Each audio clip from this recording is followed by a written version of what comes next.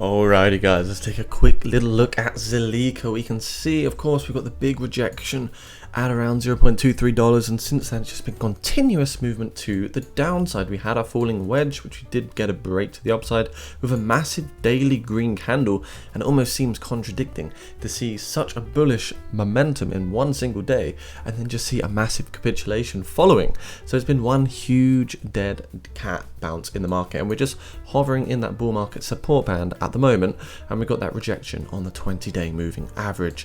MACD has flipped bearish as well, and the RSI is coming down as well as a loss of volume.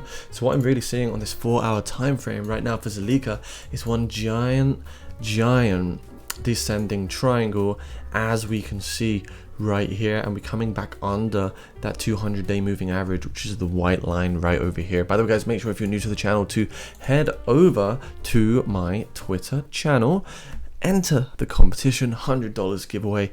All you gotta do is basically like, retweet, subscribe to the channel, and that'll get you in there automatically. Just a way to say thanks to all you guys for supporting the channel. What else can we potentially look at for Zilliqa? Well, we had this descending triangle. We're getting that rollover, the lower highs, and of course the horizontal support right here, which we're potentially going to break down and lose support. And if we do lose this particular support level, it's going to take us quite far down. If we do see continuation in the market to the downside, we're going to be looking at least a $0.046 Zilliqa over the next few weeks or so, if we lose the support on this descending triangle. Of course, on the upside, we could break to the upside of this particular descending pattern. Even though it is a bearish continuation pattern, we could still break to the upside and retest the 0.08 support level if the market decides to flip. So yes, I do feel very bearish right now for Zilliqa because of this pattern here. We have got the bounce off of the support where we needed to at 0.07, so be careful. Do your own research, of course, and try not to risk too much. But if you do want to grab some Zilliqa today, you can use my link down in the description below at the very top. If you do want to use the FCA SciSec accredited exchange for the best security of any crypto exchange out there.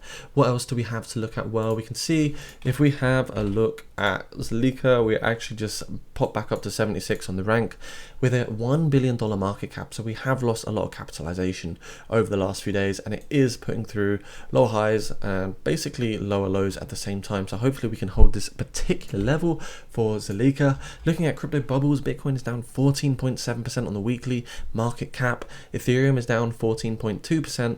We've got a $33K Bitcoin with a $2,400 Ethereum. My personal prediction at the end or the market cycle bottom is going to be probably around $20,000, and I will show you a quick chart right now as to why I think this is going to be the case. So if we just quickly flip to logarithmic on the monthly time frame, we can see every other market cycle has corrected over 75% in the past from the market cycle top to bottom, but so far in the current market cycle that we are experiencing, the top to bottom measured at 57%. So to assume that diminishing returns, to assume less volatility, maybe we could just stick it around 70%, and that does bring us to about a $20,000 Bitcoin. I do think it's possible to see a 20K Bitcoin.